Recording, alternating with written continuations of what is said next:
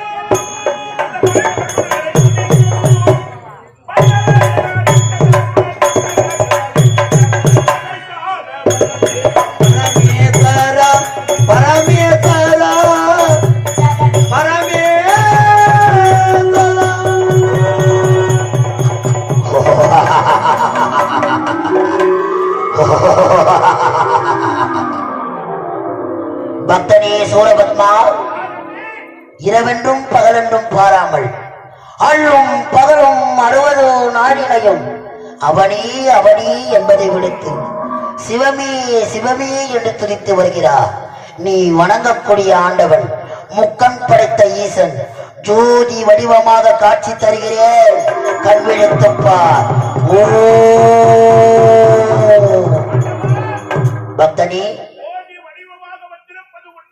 உண்மையாக சத்தியமாக கிடையாது, அடைய மாட்டார். இல்லை, உண்மைதான்.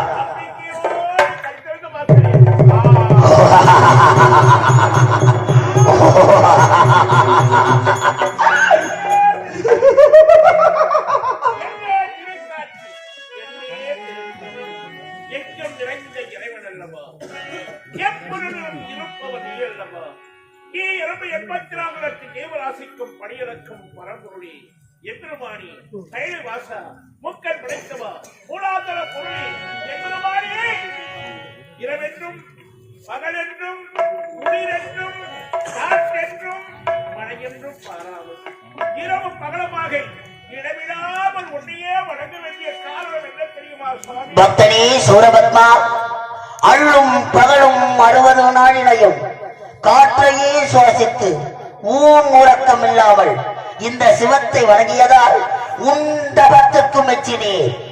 என்ன வர வேண்டும் கேள், தடையில்லாமல் தருகிறேன். இந்த ஈசன் சத்தியமாக, உறுதியாக, சத்தியமாக, உறுதியாக, நிச்சயமாக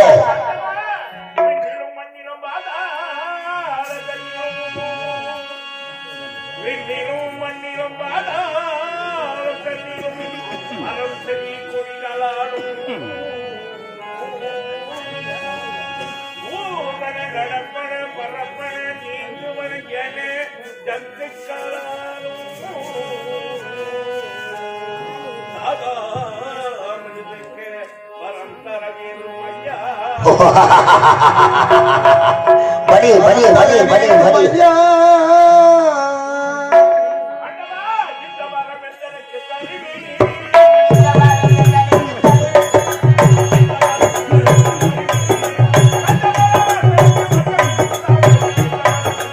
இந்த வரம் எந்தனுக்கு தருவி, கண்ட மலர தளத்தில் வந்தோமோ தளத்தில் இந்த வரம் எந்தனுக்கு தருவி.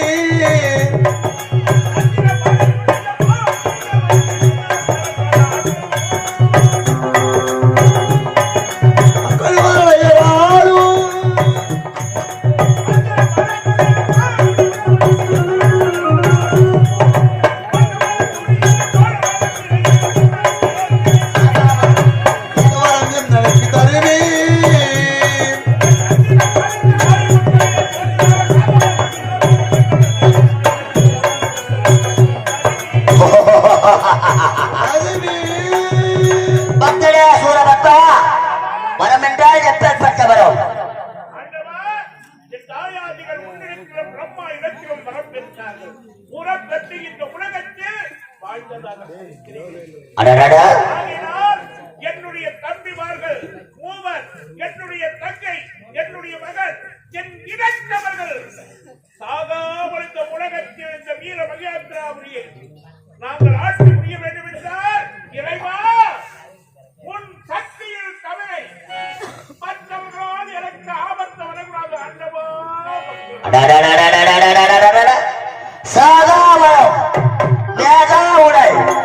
உம்மை விட்டு போகாத செல்வம் பக்தனே சூரபக்தா, ஆணும் பெண்ணும் சேர்ந்து பிறக்கின்ற குழந்தையா உனக்கு இறப்பென்பதே இருக்காது. ஆனால் ஒன்று, முக்கன் படைத்த ஈசனை கோரி அரிய பெரிய வரங்களை பெற்றிருக்கிறார். என் நேரத்தாவது என் பக்தர்களுக்கோ இந்த தேவர்களுக்கோ நீ இடையூறு செய்தால் எமது சக்தியை தவிர வேறொரு சக்தியா உனக்கு அழிவென்பதே இருக்காது. ஓ நமச்சிவாயம், ஓ நமச்சிவாயம், ஓ நமச்சிவாயம்.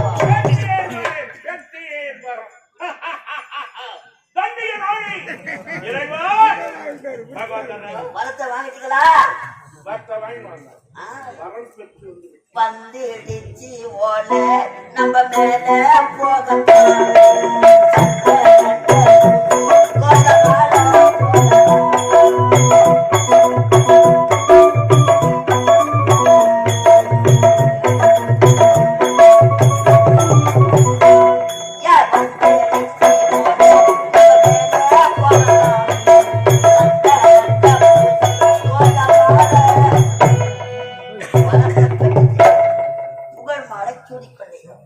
மாலை போட்டுட்டீங்க. உன்னை புதைக்கணுமா எரிக்கணுமா? எங்க போயிட்டு வர என்ன சமாச்சாரம்? ஆண்டவனை குடிக்க மரம் வாங்கிட்டு வந்துக்கிறேன். ரோஜா பூ மாலை எதுக்கு போட்டு? புகழ் மாலை, வெற்றி மாலை, நல்லதுக்கு தான் மாலை போடுறோம். ரோஜா பூனாலும் வாடி வாடாத மலர். பெருமை பணி பாராட்டுங்க, பாராட்டுங்க. என்ன நல்லா ஆட்டுவேன். இப்ப ஆட்டாதீங்க. அதுல வேலை போட்டோ பாராட்டுகிறேன். ஆட்டுங்க. பாடாத பாலை இதுதான்டா வாடாமடி. என்னவே எங்களுக்கு சாமி அமர்ந்தா. ஐயா, இந்த புகழ் மாலையோடு புறப்படுகிறேன். நான் இந்த முகாம் தம்பி வந்து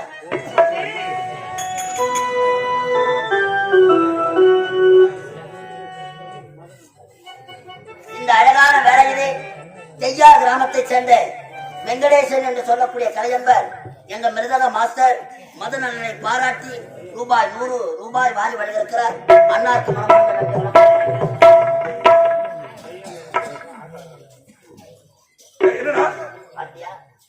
மாணவரை வேலைகளை கலந்து வந்து வரத்தப்பட்டு விட்டார். இந்த புகழ் மாலையோடு நமது வீர மகேந்திராபுரி அன்பு தந்தை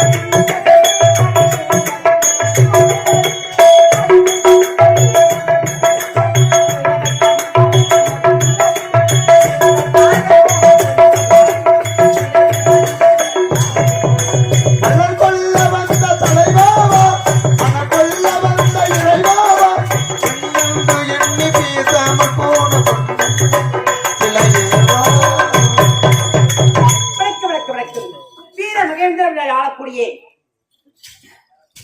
சிங்கமுனைக்கும் தங்கியாக மாயாவீடு வெற்றி ஆச்சமகிரி வெற்றி திரும்ப பார்த்து கொண்டு வருகிறேன் ஐயோ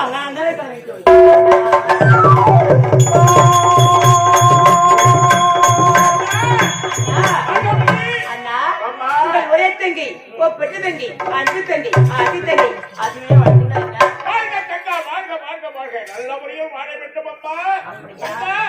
கைலாயம் சென்று இறைவனை குடித்த தவறுத்தி வேண்டிய மனைகளை பெற்று வந்து விட்டேன் அம்மா. பெற்று வந்து விட்டேன். அப்படியா அண்ணா? தங்கா சொல்லுங்கண்ணா. என்னமா போறேன் அண்ணா? எங்க செல்வதி அண்ணா? மலரும் செல்ல வேண்டும் அண்ணா. மலர்களும் சென்று இந்த உலகத்தை நீ திக்கமிக்க வர வேண்டும் அம்மா. திக்கமிக்க வர வேண்டும். அப்படியா? சென்றால் வெற்றி கொடி நாட்டி வீரன் சோழி சோழ மதனுடைய தங்கை ஆஜாமுகி கோழை அல்ல என்ற பேர் எடுக்க வேண்டும். அப்படியா? அப்படியா இருக்கும் அண்ணா. சென்று வாமா. அப்படியா தம்பி சொல்லுங்கண்ணா. சொல்கிறாய் திக்கமிக்கமா? ஆமண்ணா. செல்லக்கூடாது. ஏன்னா அந்த சொல்கிறே அண்ணா போக வேண்டாம் நில்லு அண்ணன் சொல்லும்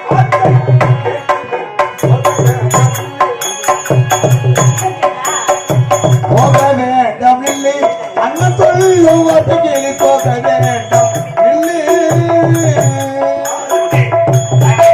நீ செல்லக்கூடாது இங்கே நான் இருக்கிறேன் சொல்கிறேன் நேரத்தோடு புறப்படுகிறேன் என்ன சொல்லுவீங்க நீ ஒரு பெண் பெண்ணுக்கு செல்லக்கூடாது யாரும் சிறப்பிடிக்க கூடாது சொல்ல வார்த்தைக்கு வீரத்தோடு பிறந்த நீயா இப்படி கோழத்தனமான வார்த்தையை ஆடிக்கொண்டிருக்கிறார். நம்முடைய தாய் தந்தை யார்? மாயாவிக்கும் காசிம முனிவருக்கும் மகனாக பிறந்து விட்டு இருந்தாலும் கோழைத்தனமாக வார்த்தைகளை ஆடிக்கொண்டிருக்கிறான். எப்பேற்பட்டவள் நம்முடைய தந்தை வீரம் விவேகம் அவளுக்கு இருக்கும் அறிவும் ஆத்திரங்களும் உனக்கு இல்லாமல் போய்விட்டது தம்பி. எப்பொழுது பார்த்தாலும் கோழத்தனமாக வார்த்தைகளை பேசிக் கொண்டிருக்கிறார். கேட்க மாட்டீங்களா? நான் சொல்கிறேன் கேட்க மாட்டாயா? புகழ் மாலையோடு வந்தால் என் முகத்தை முடிக்க வேண்டும். இல்லை என்றால் என் முகத்தில் மீட்கக்கூடாது. போய் போடுதே போயிட்டு மாதிரி சொல்றேன்.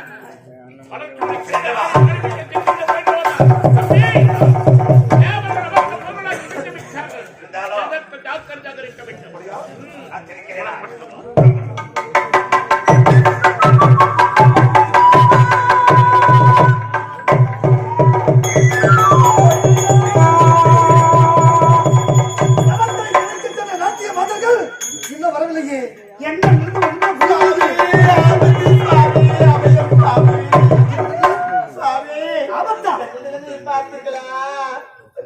தேவ சபையில் நாட்டிவிடும் தேவதைகள் எத்தனையோ அசுரர்கள் தவறிலே கலைத்த தேவதைகள் உங்களுக்கு ஆபத்தா? சுவாமி யாரா? நீங்கள் எந்த விதத்தில் ஆபத்து? அந்த சூரபத்மன் தவத்தை கலைப்பு செய்தோம் சுவாமி.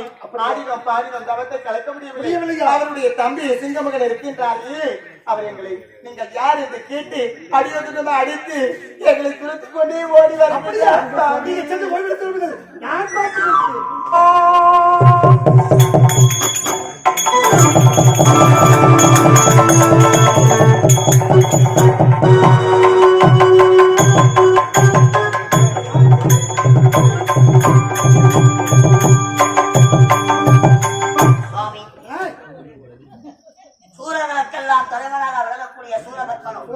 சிவனிடத்திலே வரத்தை பெற்றிருக்கிறார். தேவலோகத்திற்கு ஆபத்து வராத வண்ணம் அன்பு மனைவியாக விளங்கக்கூடிய வார்த்தையிலே பிறந்தவர். எத்தனையோ அசுரர்களை கொண்டு குவித்திருக்கின்றோம். ஆனால் இந்த சூரபக்தனோ அந்த பரம கடவுளை கோரி அரிய பெரிய வரம் பெற்றுவிட்டார். தேவனுக்கு தானே ஆபத்து. அவள் என்ன அவரை காப்பாற்ற வேண்டும் என்றால் உங்கள் மனைவியால் தான் முடியும். என்னுடைய மனைவியா? ஆமாம். இந்திராலே முடியுமா? ஆமா சுவாமி. அப்படியா? ஆமா. அப்படி தேவ அம்சம் புத்தியவளா என்னுடைய மனைவி. உன் பொண்டாட்டி ரகசியம் உனக்கே தெரியாதா? என் மனைவியை சந்தித்தால் இதற்கு தக்கதோர் வழியே கிடைக்குமா? எப்போதே சந்திச்சுட்டு நீ போறியா? உன் பொண்டாட்டி நான் போவா? யார் போய் அழைத்து வருவது? அம்மா இந்திராணி அம்மா.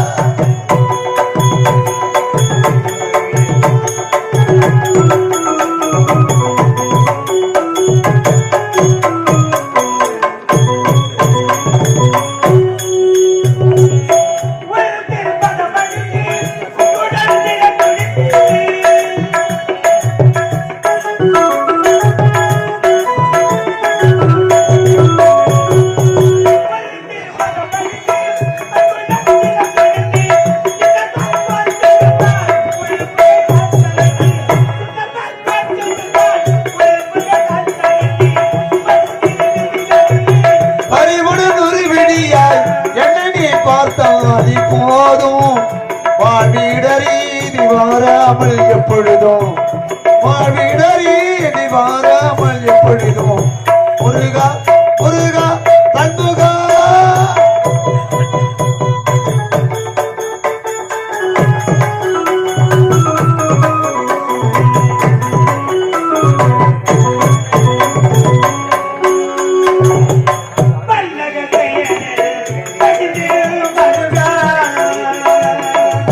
பன்னக சயனல் மகிழ்ந்திடும் மருகா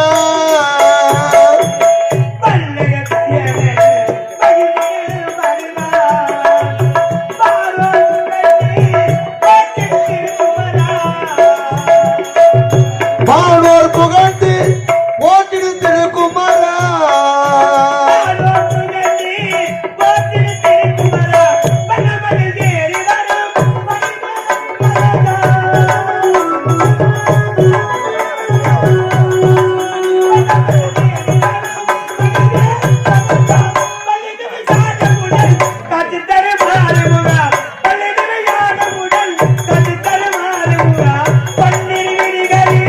பறிவுடன் ஒரு விடியாய் என்னை நீ பார்த்தால் போதும் வாழ்விடரீதி வாராமல் எப்பொழுதும் வாழ்விடரீதி வாராமல் எப்பொழுதும் முருகா முருகா தன்முகா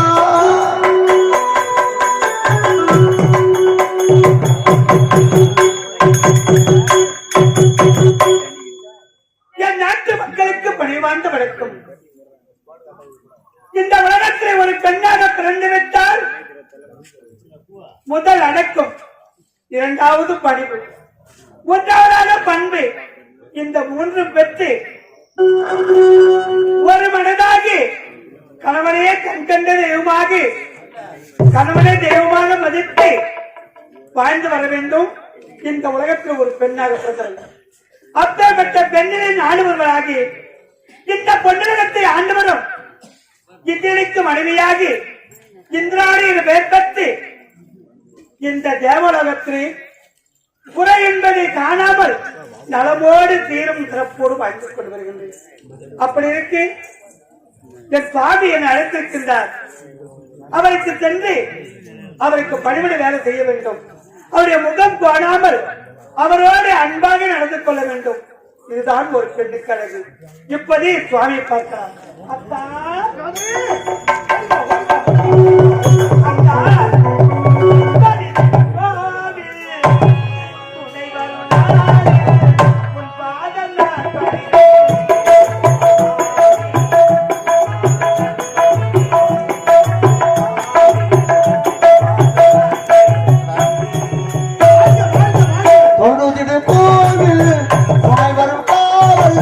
உன் பாதம் நான் பணிந்தேனே சுவாமி, உன்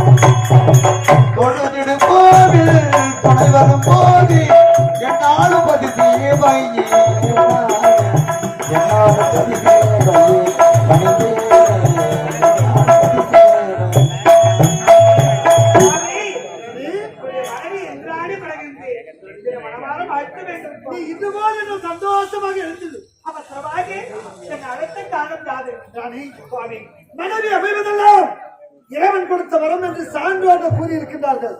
அது எனக்கு மட்டும்தான் புத்தம். உன்னை எப்போது மனம் பிடித்தேனோ அந்த நாள் முதல் நாள் வரை இந்த பொன்னுலகத்தில் எந்த குறையும் இல்லாமல் சந்தோஷமாக வாழ்ந்துக் கொண்டு வருகிறோம். அப்படியா? உன்னை பார்த்ததும் இந்த உலகத்தையே மறந்து விட்டேன். எப்படி தெரியுமா? இப்படி ஒரு அழகு தேவதை எனக்கு துணையாக கிடைக்க போன ஜென்மத்தில் புண்ணியமல்லவா செய்திருக்க வேண்டும். இந்த சில்லறை வீசும் வெள்ளிய காற்று உன்னை பார்த்ததும் என்னையே நான் மறந்துட்டேன். அப்பா, இதே நேரத்தில் உன்னை பார்க்கும்போது என் மனதுக்குள் எப்படி கொண்டிருக்கிறது? அளவடைந்த ஆசை என் மீது உழைக்க தோன்றுகிறது. இன்னைக்கு அப்பா, உன்னை பார்க்கும்போது என்னையே நான் மறந்துட்டேன். ஆஹா, என் மனசு முழுவதும் என்னுடைய அன்பு மனது நான் மட்டும்தான் குடிக்கொண்டிருக்கிறேன். அவன் மீதே ஒரு நாட்டம் தெரியுமா? அண்ணே, இதானே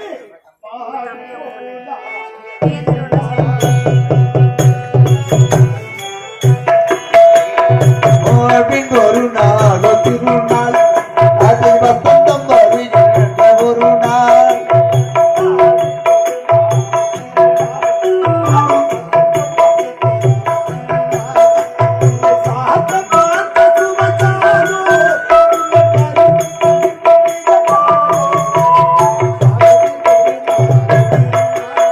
அது வசந்தம் வருகின்ற ஒரு நாள்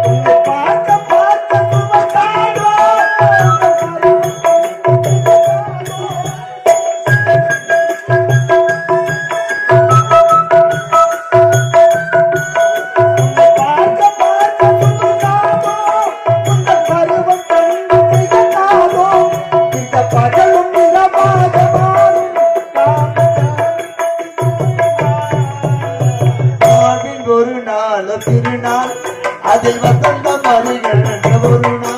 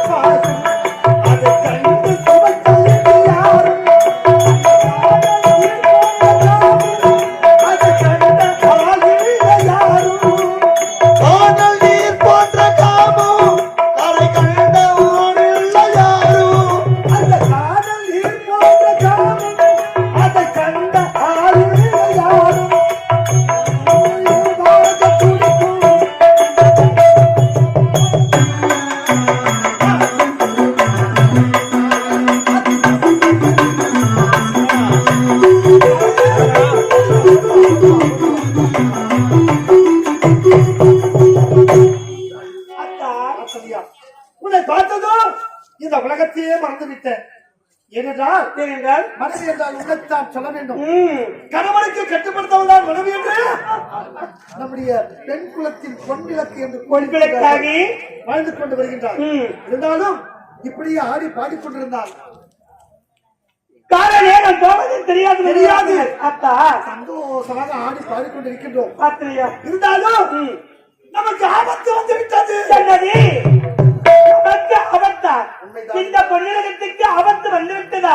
சுவாமி, யாரால் ஆபத்து, எவரால் ஆபத்து என்று குறைக்க வேண்டும். செல்லம் தெளிவாக எத்தனையோ அசுரர்களை என்னுடைய கருத்துக்களை வச்சிராத்திரால் கொண்டு குவித்திருக்கின்றேன்.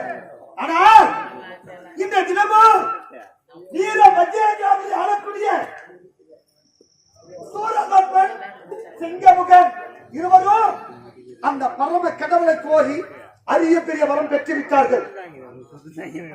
அவள் பெற்ற வரத்தை வைத்துக் கொண்டு தேவர்கள் அனைவரையும் அழிக்க வேண்டும் என்று துணிந்து விட்டார்கள். அப்படியானால் அப்படி வரம் பெற்றவர்கள் அழிக்க வேண்டும் என்றால் அழிக்க வேண்டும் என்றால் அது உன்னால் மட்டும்தான் மட்டும்தான் முடியுமா சுவாமி? எப்படி? அதனால தேவர் மூவர் அனைவரும் நலமோடு வாழ வேண்டும் என்றால் அது என்னால் மட்டும்தான் முடியுமா? தேவர்களை காப்பாற்றப்பட வேண்டும் என்றால் என் அன்பு மனைவியான இருக்கிறா உன்னால் மட்டும்தான் முடியும். இப்போது என்ன செய்யணும் தெரியுமா? இமாச்சலத்தால் செல்ல வேண்டும். ஆத்ம லிங்கத்தை அமைத்து பூஜை செய்தால் அந்த பரம கடவுளை நேரில் கண்டால் இந்த அசுரங்களை அழிவதற்கு தக்கதோர் வழியே கிடைக்கும். அத்தா கவலையே விடுங்க.